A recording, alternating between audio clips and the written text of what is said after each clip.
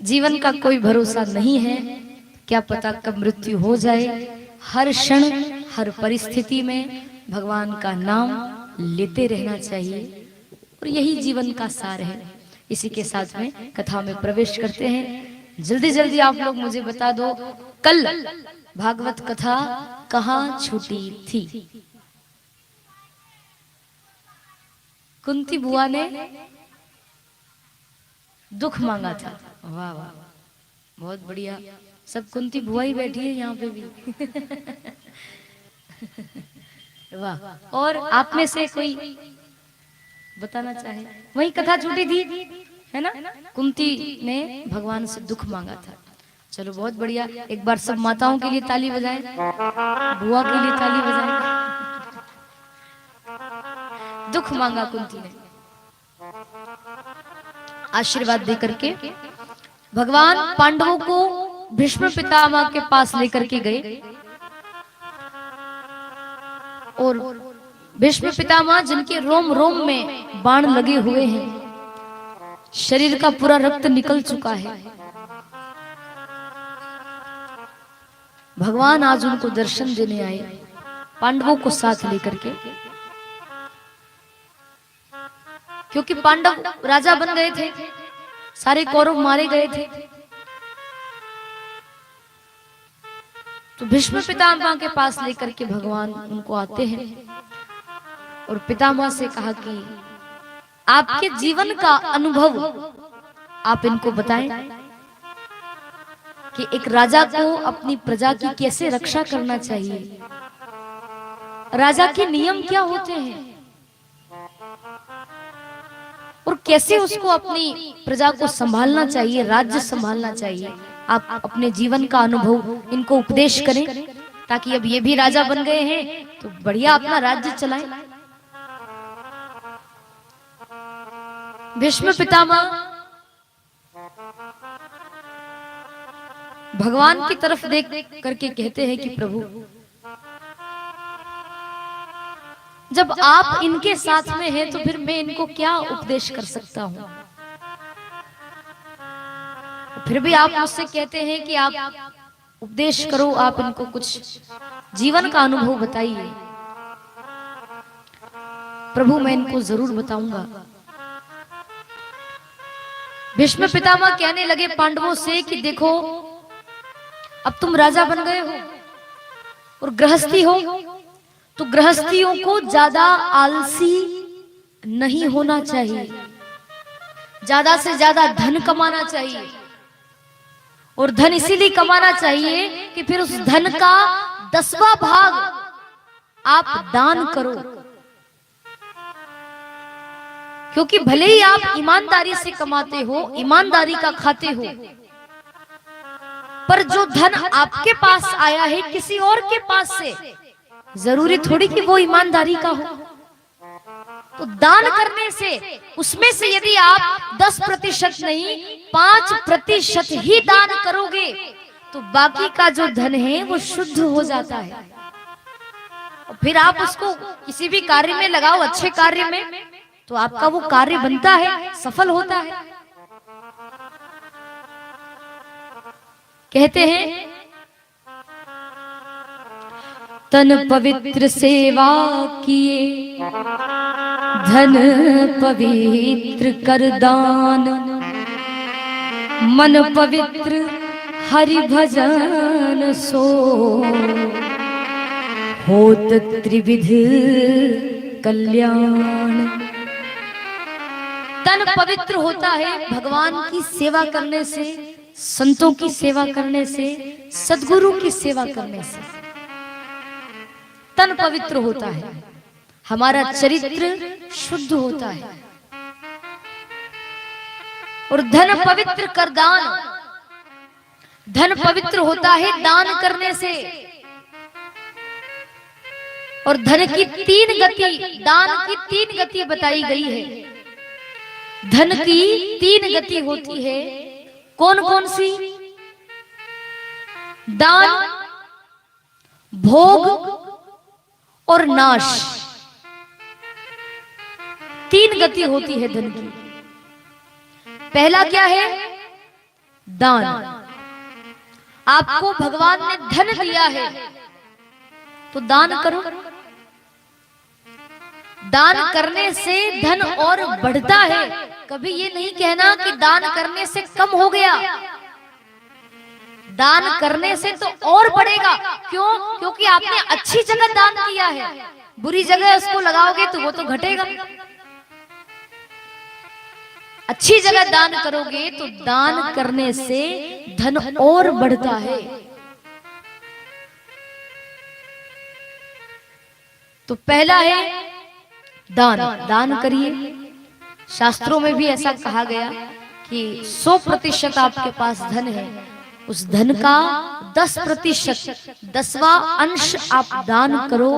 बाकी 90% आप अपने पास रखिए, परिवार के लिए, बच्चों के लिए, पत्नी के लिए, अपने लिए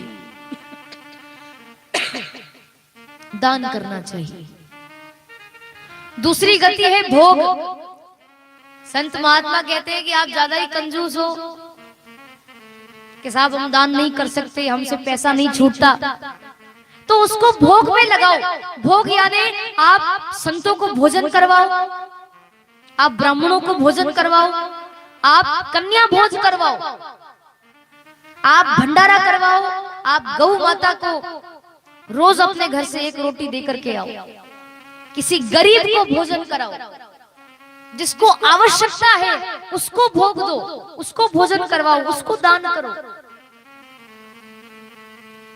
आप ऐसे पैसा नहीं दे सकते, किसी को अपना धन नहीं दे सकते, कोई बात नहीं, आप खुद उसको अच्छे कार्य में लगाइए, भोग में लगाओ। कहीं भंडारा हो रहा हो तो आप भी भंडारा करवाओ, कन्या भोज कराओ, संतों को भोजन करवाओ। तो इन केन प्रकार धन शुद्ध होता है, सुरक्षित रहता है। और अगर आप दान भी नहीं कर सकते और भोग में भी यदि आप उस धन को नहीं लगा सकते, तो फिर तीसरी गति है नाश। एन केन प्रकारेण वो धन आपके पास से चला जाएगा। ये मैं नहीं कह रही हूं, हाँ, ये शास्त्रों में ऐसा कहा गया है कि तीसरी गति है नाश। आपका धन कैसे भी करके वो चला जाएगा, कुछ भी हो सकता है। और जाता भी है ना तो बहुत कुछ लेकर के जाता है। तो अभी भी समय है, खूब दान करो, खूब धर्म करो। धन की शुद्धि होती है दान करने से, और मन पवित्र होता है भगवान का भजन करने से। मन पवित्र होता है। तो ऐसा भीष्म पितामह उपदेश दे रहे थे। दादाजी को बिठाइए बिल्कुल आराम से, कुर्सी पे बिठाओ साहब, संत हैं वो भी, भगवान का रूप। क्या पता किस रूप में परमात्मा आ जाए। बोली गायत्री माता की जय।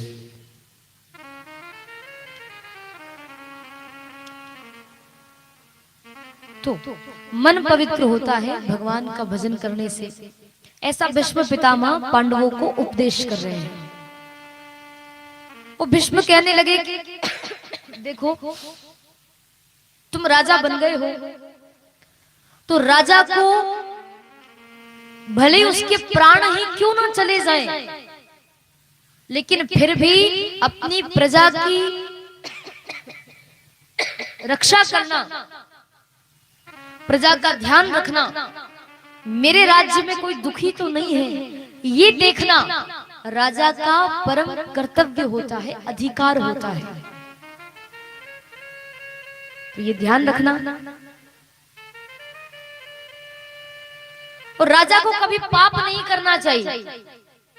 पाप करना तो दूर की बात, उसको कभी पाप होते हुए भी नहीं देखना चाहिए, क्योंकि पाप होते हुए देखना यानी पाप करने के बराबर माना जाता है। कहीं गलत काम हो रहा हो, कहीं पाप हो रहा हो, और आप खड़े खड़े तमाशा देख रहे हैं, वो गलत है। आप उसको मना नहीं कर सकते, उस पाप को रोक नहीं सकते, तो आंख बंद करके वहां से चले जाओ, पर खड़े खड़े खड़े तमाशा नहीं देखना चाहिए। पाप भले ही आप नहीं करते हैं, पर पाप होते हुए यदि आप देखते हैं तो आप उतने ही भागीदारी माने जाएंगे जितना पाप करने वाला होता है। ये बात जब भीष्म पितामह भरी सभा में पांडवों को बता रहे थे, बाणों की शैया पर पड़े हैं और उपदेश करने लगे बड़े बड़े, राजा को पाप नहीं करना चाहिए, पाप होते हुए नहीं देखना चाहिए। ये बात पांडवों के बीच में खड़ी द्रौपदी ने सुनी तो वो हंसने लगी। अब हंसी तो एक तो पूरी सभा में सन्नाटा था, क्योंकि भीष्म उपदेश कर रहे हैं, कोई नहीं बोलता था उनके सामने, और बीच में ही द्रौपदी हंस पड़ी। तो भीष्म पितामह को थोड़ा आश्चर्य लगा और उन्होंने पूछा कि बेटी, मैं तो उपदेश कर रहा हूँ, बड़े बड़े व्याख्यान सुना रहा हूँ, तुम हंस रही हो, क्या कारण है, तुम हंसी क्यों? द्रौपदी ने कहा कि पितामह क्षमा करें, गलती हो गई। भीष्म पितामह कहने लगे कि नहीं नहीं बेटा, कुलवती नारी जो संस्कारी होती है, जो खानदानी स्त्री होती है, वो बिना कारण कभी हंसती नहीं है। हंसने का भी कुछ कारण होता है, क्या कारण है मुझे बताओ। द्रौपदी कहने लगी कि पितामह, आज तो आप बड़े बड़े उपदेश कर रहे हो, बड़े बड़े व्याख्यान दे रहे हो कि राजा को पाप नहीं करना चाहिए, पाप होते हुए नहीं देखना चाहिए। मुझे हंसी इस बात की आई कि जिस समय भरी सभा में वो दुशासन मुझे खींच करके लाया, मेरे केश पकड़कर मुझे खींच कर लाया, और उस सभा में आप सब बैठे थे, आप भी बैठे थे पितामह, धृतराष्ट्र बैठा था, दुर्योधन, सब बैठे थे, और भरी सभा में मुझे जब निर्वस्त्र करने का प्रयास किया जा रहा था, उस समय तुम कहां गए थे? आज बड़े बड़े उपदेश दे रहे हो कि राजा को पाप होते हुए भी नहीं देखना चाहिए, तो आपने क्यों देखा? आप यदि चाहते ना, और एक इशारा भी यदि आप कर देते, तो उस दुशासन की हिम्मत नहीं थी कि वो मुझे हाथ लगा सके, पर आप वहां बैठे बैठे उस तमाशे को, उस पाप को देखते रहे। आज बड़े बड़े उपदेश कर रहे हो। अरे दूसरों को ज्ञान देने से पहले खुद के अंदर ज्ञान होना चाहिए, उस खुद को अपनाओ, आप खुद स्वयं उस बात को अपनाइए, उसके बाद जब आप दूसरों को कहेंगे ना, तो उसका ज्यादा प्रभाव पड़ेगा। आप खुद गलत करते हैं, खुद गलत काम करते हैं, लोगों से कहोगे ये गलत है, इसको मत किया करो, तो लोग कहां मानेंगे? लोग तो यही कहेंगे ना कि तुम भी तो करते हो। तो दूसरों को ज्ञान देने से पहले स्वयं उसका अनुसरण करो कि हाँ, मैंने क्या किया है, मैं क्या करता हूं। दूसरों को सुधारने से पहले खुद को सुधार लेना चाहिए। हम सुधर गए ना, समझ लेना सब सुधर गए, हम अच्छे तो जग अच्छा। क्योंकि कहते हैं कि जैसी दृष्टि वैसी सृष्टि। इस संसार को आप जिस नजर से देखोगे ना, उसी नजर से वो आपको नजर आता है। आप सोचो कि यहाँ तो सब बेकार है, सब गलत है, तो आपको गलत ही नजर आएगा, अच्छा नहीं दिखेगा। और आप सोचोगे ना कि सब अच्छे हैं, तो आपको सब अच्छा नजर आएगा, कुछ गलत नहीं नजर आएगा। दृष्टि ऐसी होना चाहिए कि सब में परमात्मा दिखे, ताकि जहां देखो वहां भगवान नजर आए, तो कुछ गलत होगा ही नहीं, और हमारे साथ भी कुछ गलत नहीं होता है। जब भरी सभा में द्रौपदी ने ये बात कही, भीष्म पितामह चीख चीख कर रोने लगे, हिचकियां ले लेकर रोने लगे। क्यों रोए? क्योंकि उनको पश्चाताप हुआ कि हाँ बेटी, तुम सही कह रही हो, मुझसे बहुत बड़ी गलती हो गई। भरी सभा में तुम्हें निर्वस्त्र किया जा रहा था और मैं उस पाप को रोक नहीं पाया। मुझे क्षमा कर दो, मेरी बहुत बड़ी गलती हो गई। द्रौपदी चरणों में गिर पड़ी। अरे पितामह, आप क्यों क्षमा मांगते हैं? गलती तो मेरी है, मैंने आपके दिल को ठेस पहुंचाई, पर मेरा ऐसा कोई भाव नहीं था कि आप दुखी हो जाएं। भीष्म पितामह भगवान कृष्ण की तरफ देख करके कहने लगे कि प्रभु एक बात बताओ, और मेरे दादा परदादा के मुख से मैंने ऐसा सुना है कि मेरे 124 जन्मों में मैंने आज तक कोई पाप नहीं किया। मेरे हाथ से आज तक कोई पाप हुआ ही नहीं, मैंने कभी कोई पाप नहीं किया। जबकि मेरे 124 जन्म हुए, एक भी जन्म में मैंने कोई पाप नहीं किया है। तो मुझे ये समझ में नहीं आ रहा, मैं बड़ा आश्चर्य में हूं कि जब मैंने पाप नहीं किया किसी भी जन्म में, तो फिर भी मुझे ये बाणों की शैया क्यों मिली? मेरे रोम रोम में बाण लगे हुए हैं। जो पाप करता है उसको फल भोगना पड़ता है, उसको भुगतना पड़ता है। मैंने तो कोई पाप नहीं किया, तो फिर मैं क्यों भुगत रहा हूं? क्या कारण है? भगवान कृष्ण हंसकर कहने लगे कि भीष्म पितामह, आपने कोई पाप नहीं किया, तभी तो मैं अंत समय आपको दर्शन देने आया हूं। लेकिन आपने पाप होते हुए देखा है, और पाप होते हुए देखना यानी पाप करने के बराबर है। तो मेरा भी निवेदन है आप सबसे कि कहीं पाप हो रहा हो, गलत काम हो रहा हो, आप उसको रोक नहीं सकते, आप में हिम्मत नहीं है कि आप जाकर के मना करो, तो आंख बंद करके भगवान का नाम लेकर वहां से निकल जाओ। पर खड़े खड़े वो तमाशा नहीं देखना चाहिए। लोगों को देखने में तो बड़ा मजा आता है, पर वो गलत है। भले ही आपने पाप नहीं किया, पर पाप होते हुए भी यदि आप देखते हो तो वो पाप करने के बराबर माना जाता है।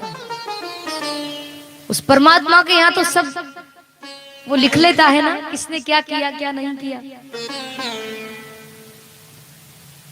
तो पाप होते हुए देखना यानी पाप करने के बराबर है। भीष्म पितामह कहने लगे कि प्रभु, पर जब से अर्जुन ने मेरे रोम रोम में बाण लगाए हैं ना, मेरा शरीर का जितना रक्त था, जो कि बहुत गंदा खून था, वो सारा खून, वो सारा रक्त निकल चुका है। एक बूंद रक्त भी अब मेरे शरीर में नहीं बचा है। तो मैं तो पवित्र हो गया, मैं तो शुद्ध हो गया। और वैसे भी प्रभु, मुझे तो इच्छा मृत्यु का वरदान है, मुझे कोई नहीं मार सकता। अर्जुन क्या मुझे मारेगा? क्योंकि मुझे इच्छा मृत्यु का वरदान है कि जब तो करना स्वामी, जब प्राण तन से निकले, इतना तो करना स्वामी, ताली बजाकर सब गाए। जब प्राण तन से निकले, गोविंद नाम लेकर, जब प्राण तन से निकले, गोविंद नाम लेकर तब प्राण तन से निकले। इतना तो करना स्वामी, जब प्राण तन से निकले, इतना तो करना स्वामी, जब प्राण तन से निकले।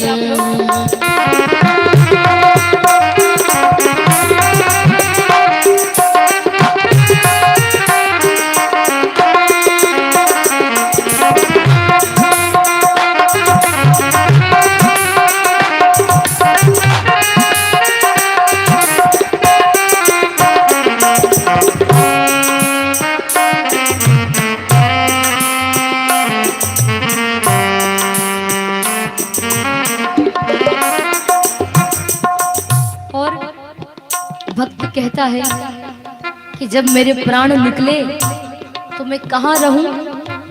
श्री गंगा जी का तट हो, यमुना का वशीवट हो। श्री गंगा जी का तट हो, यमुना का वट हो। मेरा सांवरा निकट हो, मेरा सांवरा निकट हो। जब तन्नी से वो मेरा सांवरा निकट हो, जब प्राण से तो करना स्वामी, जब प्राण तन्नी से इतना तो करना स्वामी, जब प्राण में तन से निकले।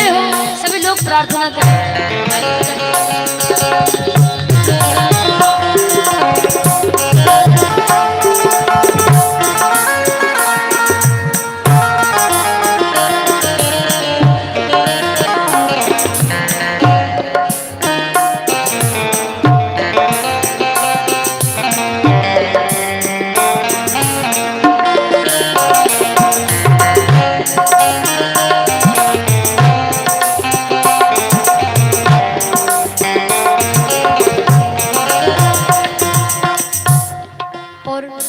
परमात्मा हमारे सामने हो, कन्हैया हमारे सामने हो तो किस रूप में और कैसा कैसे खड़ा है वो? तो भक्त कहता है मेरा सांवरा खड़ा हो, तिरछा चरण धरा हो। मेरा सांवरा खड़ा हो, तिरछा चरण धरा और हो। बंशी का स्वर भरा हो, बंशी का स्वर भरा हो।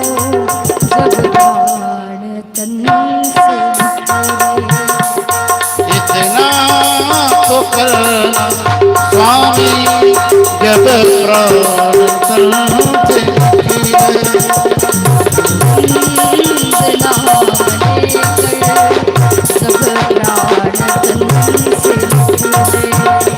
गोविंद नाम लेकर अब प्राण तन से निकले।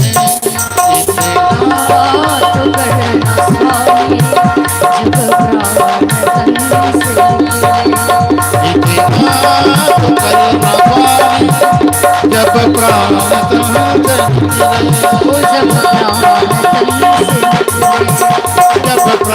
तन से निकले।